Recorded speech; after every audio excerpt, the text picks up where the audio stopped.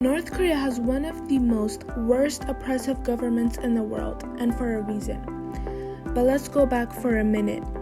North Korea is a country located in East Asia, with an estimated population of around 25 million people.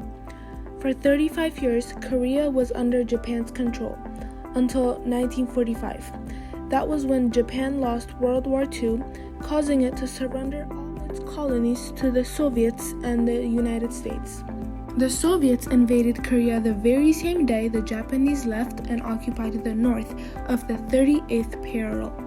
The United States occupied the south of this line. Fast forward, the Soviets promoted Kim Il-sung to be a hero because he agreed with their communist ideologies and was spreading it. He is widely accepted as the first leader of North Korea. Today, Kim Jong-un is the supreme leader of North Korea.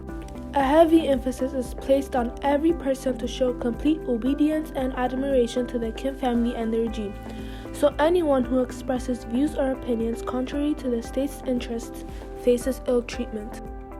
There are various types of basic human rights, but in this video we're going to talk about 5 that North Korea chooses to ignore. According to the Human Rights Watch, the lack of human rights has been something that a significant portion of the North Korean population continues to face. First, let's talk about how North Korea controls its people. The most prominent way the North Korean government controls its society is by implementing fear tactics. One key tool the government uses to maintain control over its people is through public executions. According to BBC News, a South Korean research group interviewed 610 defectors starting from 2015 to 2019. In the report, 4 in 5 North Korean defectors, that's 80%, stated that they witnessed a public execution in their lifetime. More than half said they'd been forced to watch one. Public executions serve as a constant reminder to the people that certain crimes are not tolerated. To sustain the economy and control its people, the government also requires people from all over the country, including women, children, and prisoners, to perform forced unpaid labor. Prison camps. The prison system in North Korea is said to be vicious and ruthless, especially when it comes to how they treat their prisoners. The government continues to deny the existence of 4 notorious political prison camps, even though there is obtained evidence from satellite imagery, testimonies from former prison guards, and inmates to provide details about harsh conditions in the camps.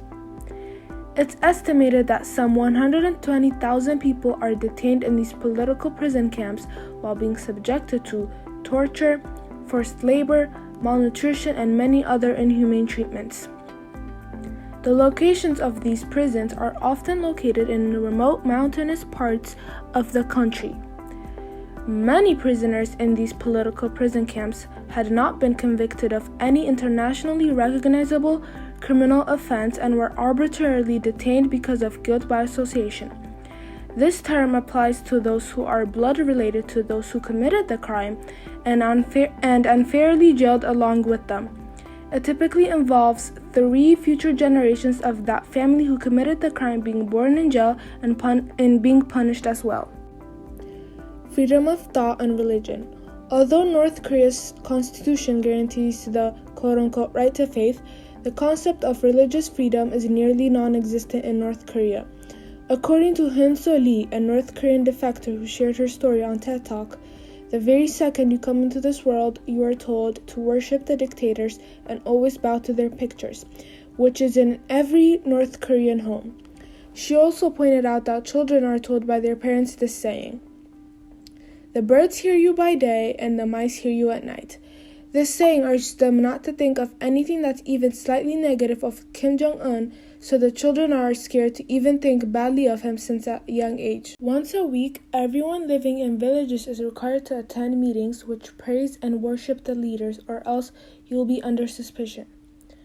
A doctor who fled the country back in 2014 said, "It's like a religion. From birth, you learn about the Kim family, learn that they are gods, that you must absolutely be obedient to the Kim family." Freedom of speech/expression.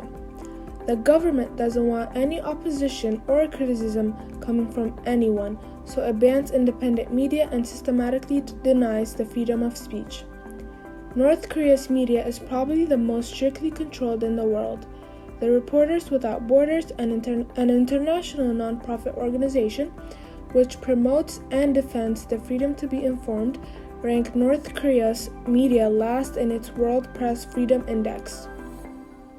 North Korea is famous for restricting access to the internet for its citizens, but it does have some websites. However, the websites are less than 30 and they are extremely slow to load and are generally basic.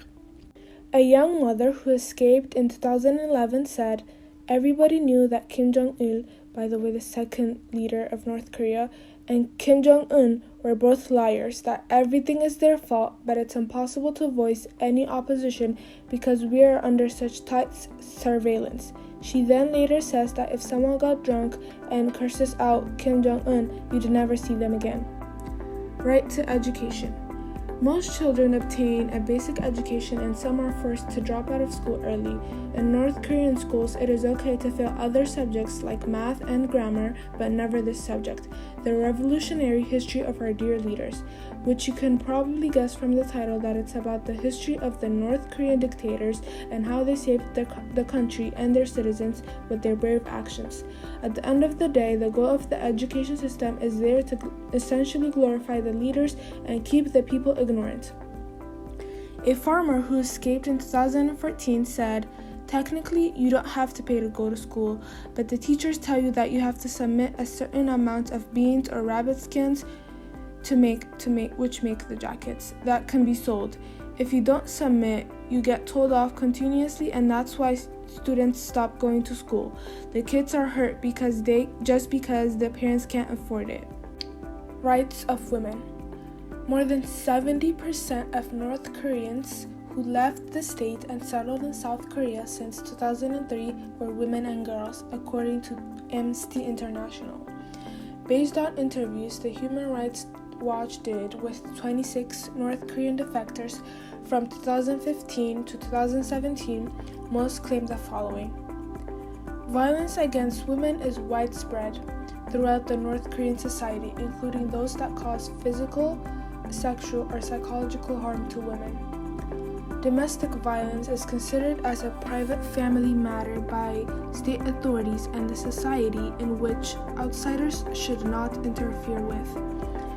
Women are vulnerable to sexual violence as well as physical and verbal abuse, especially those trying to work in the market economy to earn money for themselves and their family.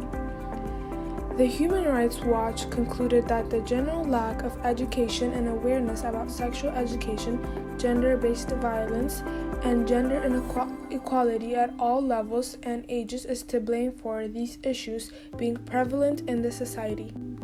Solution. Every time you hear something on the news that's related to North Korea, it's most likely about how increasingly threatening the new nuclear tests are becoming and such.